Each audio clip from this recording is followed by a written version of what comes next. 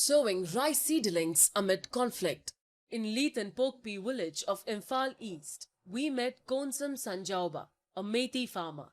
Like many others, part of his farmland now falls within the buffer zone separating Methis and Cookies, created after ethnic violence broke out on May 3, 2023. While he continues to cultivate some parts of his land, his 2-acre plot on the hillside remains inaccessible due to security restrictions. Yet, Sanjauba persists, sowing hope where fear still lingers. Manipur's economy depends on 1.95 lakh hectares of paddy fields, cultivated by over 2.3 lakh farmers, many of them smallholders who grow just enough to feed their families. Since ethnic violence broke out in May 2023, thousands of Methi and Kuki farmers have abandoned their fields due to fear and insecurity.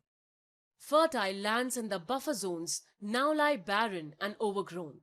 Farmers who attempt to cultivate their fields are often targeted by the opposing side. Agricultural experts warn this crisis is badly affecting both the state's economy and the livelihoods of poor farmers. The Manipur government has reported that the ongoing conflict has halted farming on 5,127 hectares, delivering a severe blow to the state's rural economy. However, the government has begun compensating affected farmers, and online applications are currently being accepted. In Bishnupur district, compensation has been dispersed in 3 phases.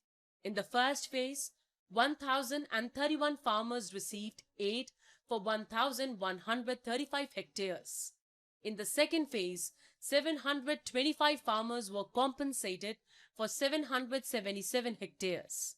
And in the third phase, 173 farmers received assistance for 193 hectares, with 7 cases pending due to inactive bank accounts.